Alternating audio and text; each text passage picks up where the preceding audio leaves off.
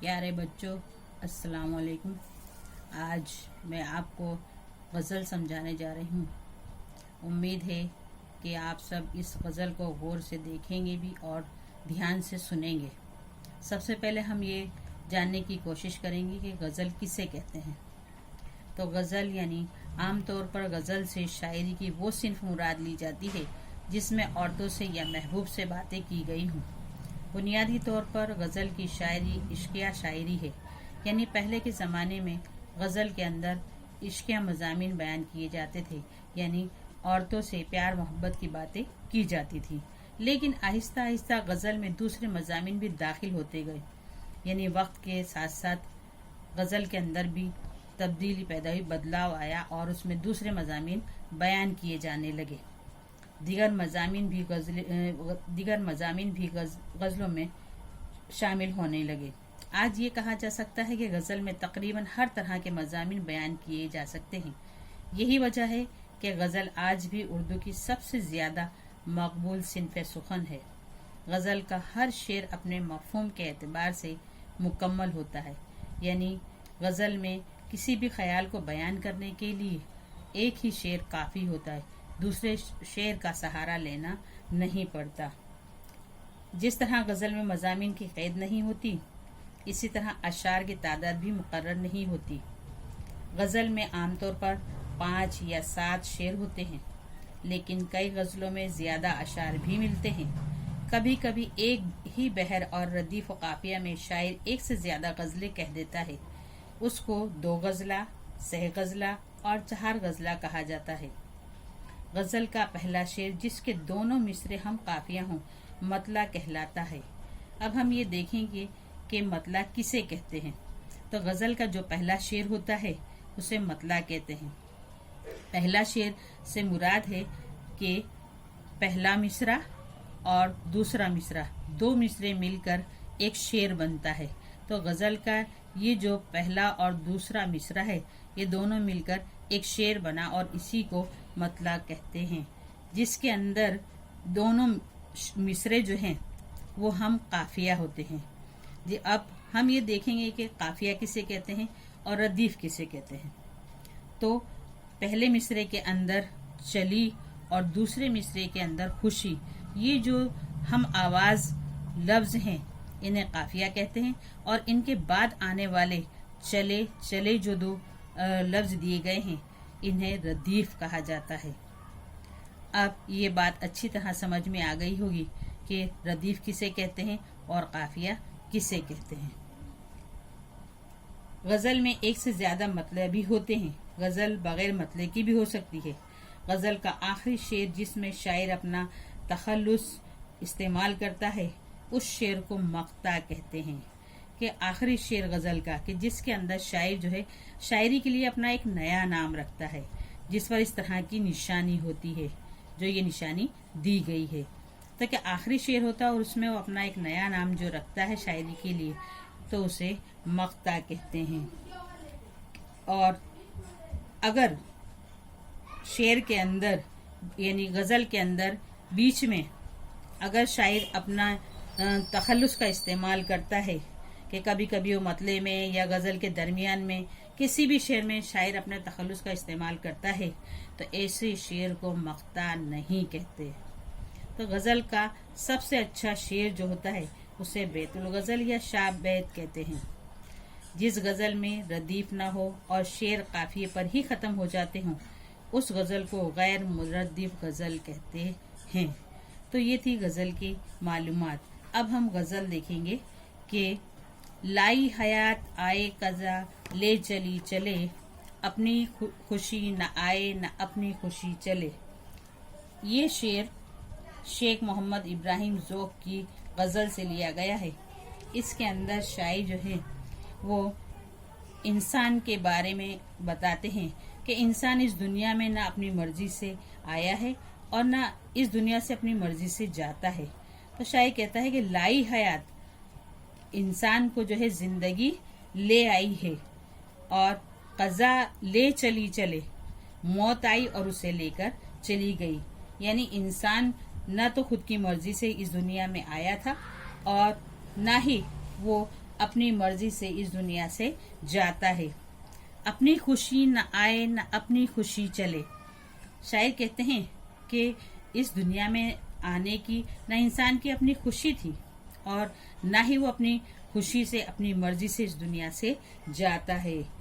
इसके अंदर तो अल्लाह ताला की ही मर्जी होती है कि अल्लाह ताला की मर्जी से ही इंसान दुनिया में आता है और उसी के हुक्म से और उसी के कज़ा जब है उस कज़ा यानी हुक्म, उसी का हुक्म होता है और कज़ा आती है, मौत आती है तो वो इस दुनिया से चला जाता है। यानी उसकी मर्जी जरा भी नहीं चलती, सारा इख्तियार तो अल्लाह ताला को है। फिर से एक बार इसकी तशरीह देख लेंगे कि ये शेर शेख मोहम्मद इब्राहिम ज़ौक़ की गज़ल से लिया गया है। वो शेर में कहते हैं कि इंसान इस दुनिया में अपनी मर्जी से नहीं आता और ना ही अपनी मर्जी से इस दुनिया से जाता है, क्योंकि इसमें इंसान की मर्जी नहीं चलती। ये कुदरत का निज़ाम है और अल्लाह की मर्जी से इंसान दुनिया में आता है, उसी के हुक्म से वो इस दुनिया से चला जाता है। इसमें इंसान की खुशी का कोई दखल नहीं है, वो तो महज एक मजबूर इंसान है।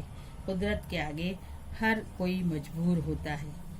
अब दूसरा शेर देखेंगे। बेहतर तो है यही कि न दुनिया से दिल लगे, पर क्या करें जो काम न बेदिल लगी चले। शायर कहते हैं कि इंसान को इस दुनिया में दिल नहीं लगाना चाहिए, इस दुनिया की लालच में नहीं पड़ना चाहिए और जहाँ तक हो सके इससे दूर रहना चाहिए, लेकिन ऐसा नहीं हो सकता।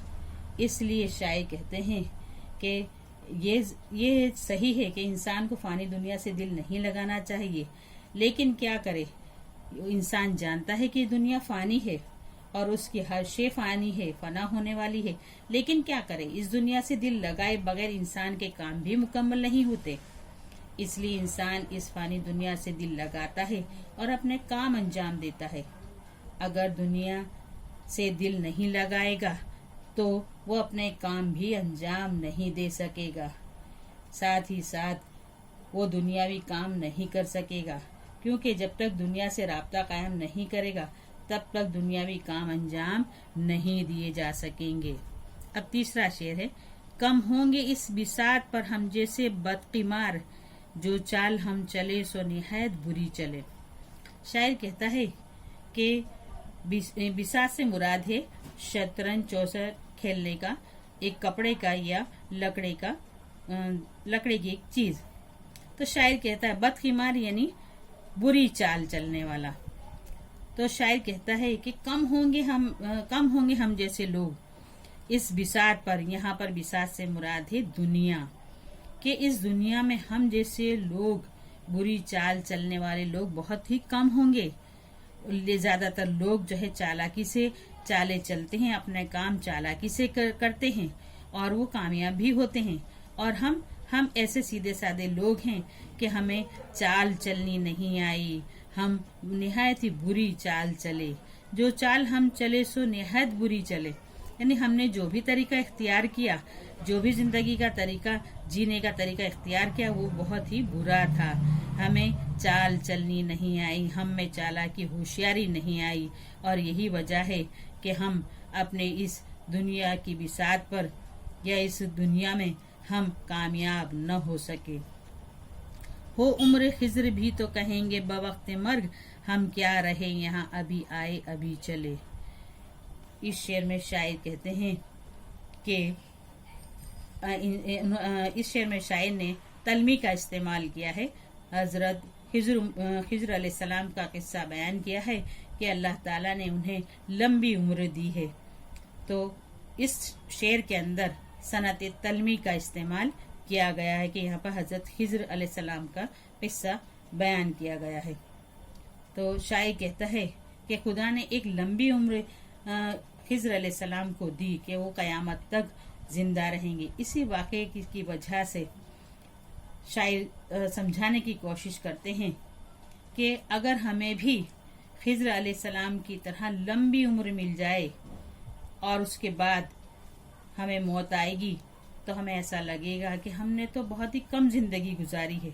चाहे हमें 100 साल 200 साल की जिंदगी मिल जाए तब भी हमें वो जिंदगी कम लगेगी, क्योंकि इंसान जब उसे जिंदगी मिलती है तो वो अपने ऐशो आराम में तमाम चीजें भूल जाता है, लेकिन जब वक्त मर्ग आता है तो उसे ख्याल आता है कि उसने मौत के बाद की जिंदगी के लिए कोई सामान नहीं किया है। तो वो सोचता है कि बहुत ही कम जिंदगी मिली, अभी और जिंदगी मिल जाती तो हम कुछ काम कर ले, कुछ नेक आमाल कर लेते और हमारे लिए, हमारे आखिरत के लिए कुछ अच्छी नेकियां, अच्छे अमाल होते। लेकिन क्या करे, उसने तो अपनी जिंदगी ऐशो आराम में गुजार दी थी, दुनिया की लालच और हवस में सर्फ कर दी थी और उसके ये कीमती जिंदगी गुजर जाती है उसकी। और उसके बाद उसे ख्याल आता है कि अब क्या किया जाए कि जब वक्त मर्ग करीब आता है तो वक्त मर्ग ने मौत का वक्त जब करीब आता है तब वो सोचता है, उसे आंखें खुल जाती हैं, उसे होश आता है कि मैंने तो आखिरत का कोई अमल नहीं किया, इतनी जल्दी मेरी जिंदगी पूरी हो गई, ये तो बहुत थोड़ी जिंदगी थी। यानी मौत के वक्त उसे अपनी उन तमाम बातें याद आती हैं कि काश मैंने कीमती जिंदगी को पहले से पहचान लिया होता और आखिरत के लिए कुछ नेकियां इकट्ठी की होती तो आज ये जिंदगी मुझे इतनी थोड़ी महसूस न होती। हम नाजा न हो खिरद पे जो होता है वो हो वही, दानिश तेरी न कुछ मेरी दानिश्वरी चले। शेर में शायर कहता है कि नाजा न हो, नाज न कर, तू घमंड न कर, गुरूर न कर, खिरद पर, खिरद से मुराद है अकल। जो होना है हो वही, कि जो होना होता है वो वही होता है, इस पर तुझे नाज नहीं करना चाहिए कि ए अकल वाले, तुझे अपनी अकल पर नाज नहीं करना चाहिए, घमंड नहीं करना चाहिए। तू सोचता है कि तेरे पास अकल है, समझदारी है तो तू कुछ भी कर सकता है, लेकिन ये तेरी गलत फहमी है। दानिश तेरी न कुछ मेरी दानिश्वरी चले, दानिश यानी अकल और दानिश्वरी यानी समझ, के तेरी दानिश, तेरी अकल कुछ चलने वाली नहीं है। अल्लाह ताला का हुक्म होगा वही काम होगा, ना तो मेरी समझ कुछ काम आने वाली है और ना तेरी ही दानिश्वरी कुछ काम आने वाली है। तो इससे बेहतर ये है कि तू ये न सोच कि मैं जो चाहूंगा वो कर सकता हूँ। मुझ में अकल है, समझ है और अपनी अकल से मैं अच्छे से अच्छा काम कर सकता हूँ। तू कोशिश जरूर करेगा लेकिन काम वही होगा जो अल्लाह चाहेगा। तो इसीलिए तुझे अपने अकल पर गुरूर नहीं करना चाहिए और ये सोचना चाहिए कि तू अपनी समझ से, अपनी कोशिश से जो भी काम करेगा वो अच्छे होंगे, लेकिन अल्लाह ताला के हुक्म से ही होंगे, उसके हुक्म के बगैर कोई काम होने वाला नहीं है। दुनिया ने किसका राह फना में है दिया है साथ, दुनिया ने किसका राह फना में दिया है साथ, तुम भी चले चलो यूं ही जब तक चली चले। शायर कहता है कि ये दुनिया फानी है और दुनिया की हर शे फानी है, तो फिर इंसान जो है वो भी इस दुनिया का है तो वो भी फानी है। तो शायर कहता है कि इस दुनिया के अंदर, इस फानी दुनिया के अंदर कोई किसी का साथ नहीं देता। जो आया है उसे फना होना है, यानी जिसको जिंदगी मिली है उसे मौत भी आनी है। इसलिए शायर कहता है कि अब तुम अपने आखिरत का सफर अकेले ही तय करोगे, क्योंकि यहाँ कोई किसी का साथ नहीं देता।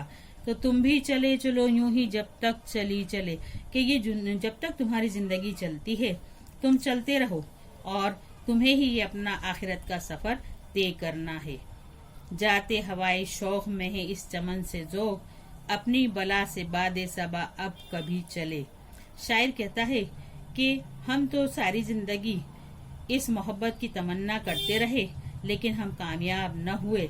अब तो हम दूसरी दुनिया की मोहब्बत के शौक में इस चमन को छोड़कर जा रहे हैं। अब हमें इस दुनिया से कोई लेना देना नहीं है। अब हमारे जाने के बाद बादे सबा चले या न चले, चमन में बहार आए या न आए, चाहे बहार आए चाहे खिजा आए, हमें इससे कोई मतलब नहीं, क्योंकि जो इस चमन से चला जाता है, जो मर जाता है, उसे मरने के बाद दुनियावी चीजों से कोई सरोकार नहीं होता, वो बेनियाज हो जाता है, उसे उससे कोई मतलब नहीं होता। इसलिए शायर कहता है कि मुझे इस दुनिया की बहार से, इसकी बादे सबा से कोई मतलब नहीं है। इसलिए वो अब बेगर्ज ہو کر یہ کہتے ہیں کہ اب تو ہم اس چمن سے جا رہے ہیں، ہمیں اس سے کوئی مطلب نہیں ہے۔ امید ہے کہ بچوں یہ غزل آپ کے سمجھ میں آ گئی ہوگی۔